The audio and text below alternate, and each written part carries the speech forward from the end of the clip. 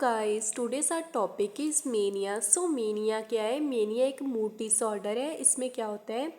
Mania refers to a syndrome in which the central features are over activity, mood change, elevated mood, flight of ideas and increase energy level. So mania क्या है? Syndrome यानी कि group of symptoms. Syndrome का मतलब होता है, इसमें क्या होता है कि ओवर एक्टिविटी यानी कि पर्सन हाइपर एक्टिव रहता है, जैसे कि हाइपर सेक्सुअल बिहेवियर शो करता है। उसका जो मूड है वो चेंज होता रहता है। मतलब पर्सन बहुत ज़्यादा अपने आप को खुश फील करता है, एक्सट्रीम हैप्पीनेस रहती है पर्सन। फ्लाइट ऑफ आइडियाज़, जैसे कि कभी वो कुछ सोचता है, कभी वो कुछ सोचता है। जैसे कि एक वर्क उसने कंप्लीट नहीं किया, दूसरा वर्क स्टार्ट कर दिया। बहुत ही ज़्यादा हाइपर एक्टिवेट होता है और बहुत ज़्यादा एनर्जी लेवल होता है।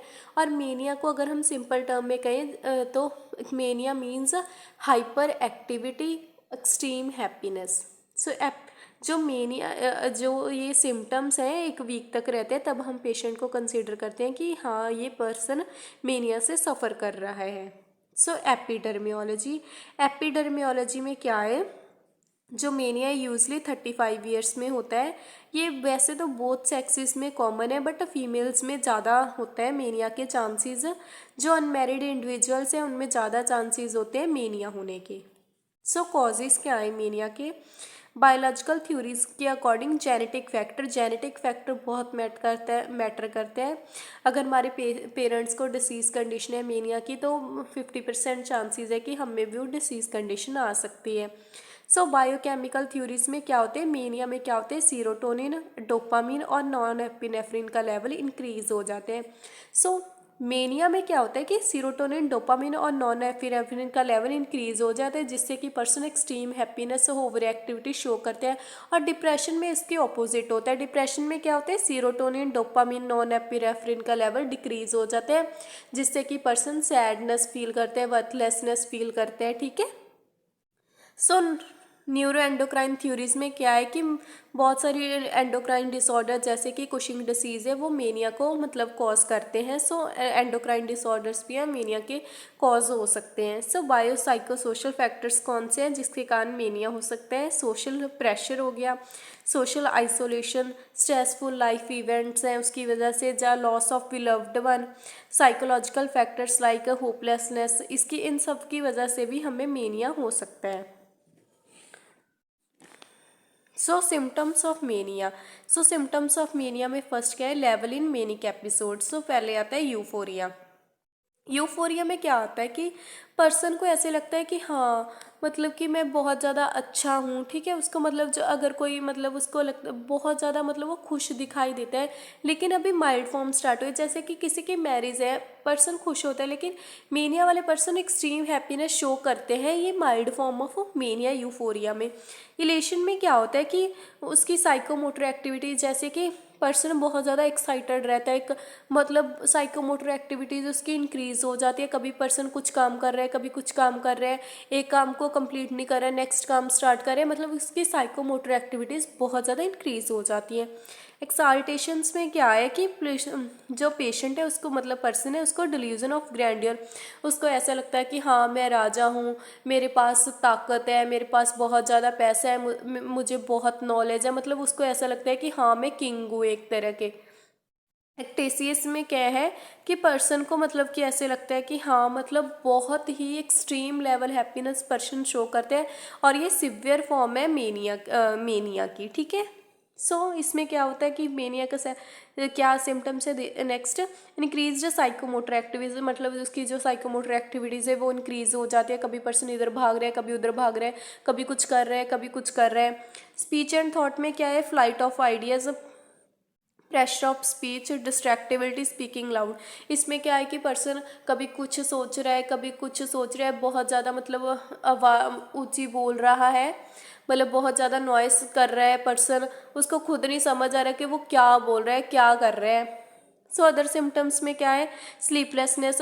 इसमें क्या होता है कि मेनिया में पर्सन मतलब बहुत ज़्यादा हाइपर एक्टिविटी शो करता है, जिससे पर्सन क्या होता है कि प्रॉपरली स्लीप नहीं ले पाता और स्लीपलेसनेस हो जाती है, पुअर जजमेंट एबिलिटीज़ हो जाती है, पर्सन की कंसंट्रेशन है वो डिक्रीज़ हो जाती है, क्योंकि पर्सन एक एक्टिविटी को कंप्लीट नहीं करता, नेक्स्ट एक्टिविटी स्टार्ट कर देता है। क्योंकि पर्सन मेनिया में हाइपर एक्टिव होता है, इसलिए उसकी कंसंट्रेशन नहीं बनती। हाई रिस्क एक्टिविटीज़ पर्सन को ऐसे लगता है कि हाँ कोई भी मतलब एडवेंचर है, मतलब कि उसको लगता है कि हाँ मुझे ये कर कर देखना चाहिए, मतलब वो बहुत ज़्यादा एक्साइटेड, ओवर एक्साइटेड रहता है। इसमें क्या है कि पर्सन हाइपर एक्टिविटी की वजह से फूड नहीं लेता, मतलब फूड इनटेक अपनी प्रॉपर नहीं करता है, जिससे कि क्या है मतलब ओवर एक्टिविटी की वजह से वो फूड इनटेक प्रॉपर नहीं करता, जिससे पर्सन को डिहाइड्रेशन हो सकती है, अनीमिया हो सकता है। सो टाइप्स ऑफ मेनिया, फर्स्ट क्या है, hypomania. It is a mood disorder in which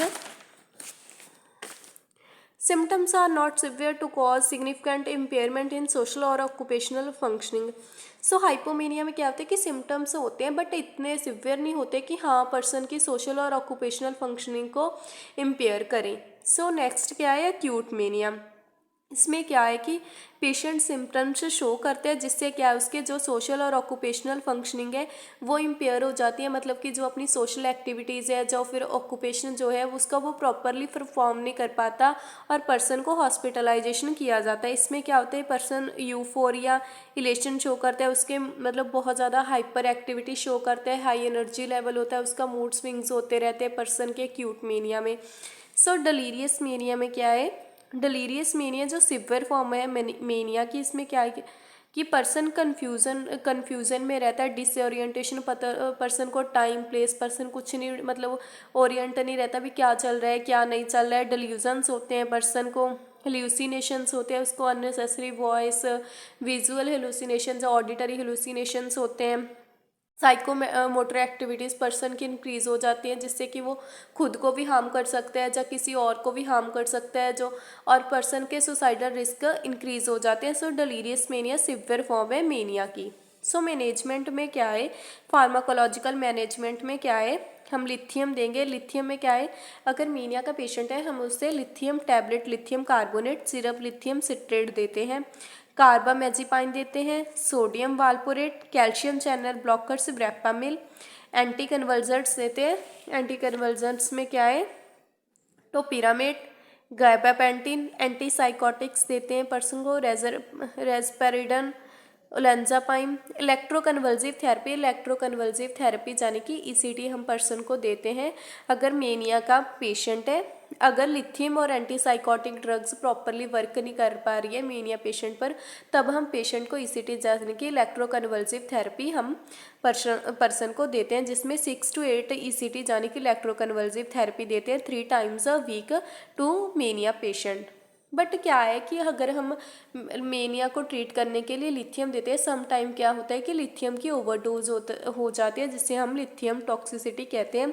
so lithium है एक मूड स्टेबलाइजर है। लिथियम टॉक्सिसिटी में क्या है कि अगर हम लिथियम की डोज 2.0 मिली इक्विवेलेंट लीटर से ज़्यादा दे देते हैं तो लिथियम टॉक्सिसिटी हो सकती है। अगर 2.5 to 3.5 मिली इक्विवेलेंट से ज़्यादा हो जाती है तो पर्सन की डेथ भी कॉज कर सकती है लिथियम टॉक्सिसिटी। सो इसके सिम्टम्स क्या होंगे, डायरिया हो सकता है पेशेंट को, stomach pain, vomiting, tremors, muscle weakness, drowsiness. अगर सिवियर टॉक्सिसिटी हो गई है पेशेंट को तब हम कौन से सिम्टम्स आएंगे, सीजर्स होएंगे, confusion, slurred speech, low BP, coma, person की इवन डेथ भी हो सकती है।